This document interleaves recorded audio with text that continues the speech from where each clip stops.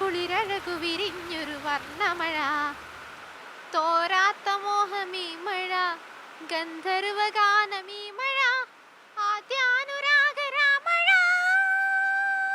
പാട്ട് മാത്രമാണ് അനന്യയ്ക്ക് കൂട്ട്, ശ്രുതിമധുരമായ സംഗീതം. നീയുലാവുമ്പോൾ സ്വർഗം മണ്ണിലുണരുമ്പോൾ മാഞ്ഞു പോയൊരു പൂത്താരം പോലും. മേശമേൽ താളം പിടിച്ചാണ് തുടക്കം. അനന്യയുടെ സന്തോഷവും സങ്കടവുമെല്ലാം അച്ഛനും അമ്മയും കൂട്ടുകാരുമെല്ലാം തിരിച്ചറിയുന്നത് പാട്ടിലൂടെയാണ്. ഗന്ധർവ നഗരങ്ങൾ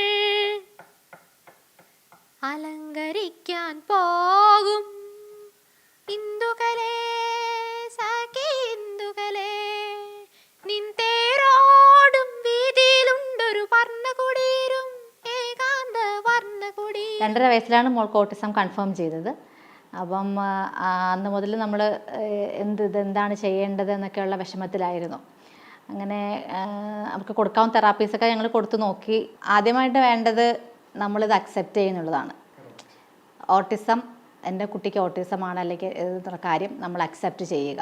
ഇവരോട് സഹതാപമല്ല വേണ്ടത്, ഇവരോട് പരിഗണനയും ഇവരുടെ കഴിവുകളെ പ്രോത്സാഹിപ്പിക്കുകയാണ് വേണ്ടത്. ഈ കുഞ്ഞുങ്ങളെ പരിഗണിക്കുക എന്നുള്ളതാണ് സമൂഹത്തിൻ്റെ ഒരു കർത്തവ്യം, കടമ.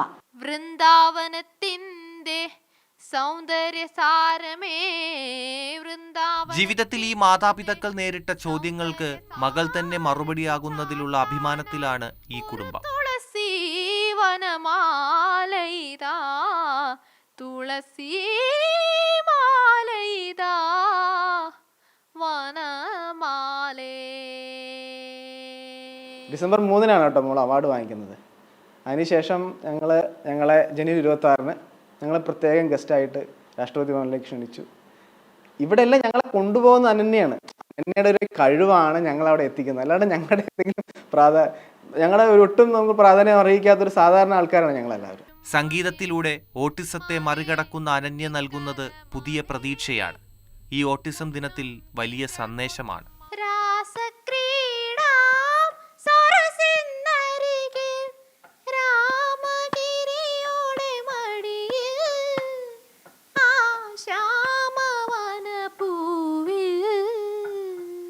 സ്വരങ്ങളും താളങ്ങളുമാണ് കൂട്ടുകാർ, പാട്ടിനോടാണ് പ്രണയം. ഇതാണ് അനന്യയുടെ ലോകം. പ്രേം ശശിക്കൊപ്പം TS ഹരികൃഷ്ണ, മാതൃഭൂമി ന്യൂസ്, തിരുവനന്തപുരം.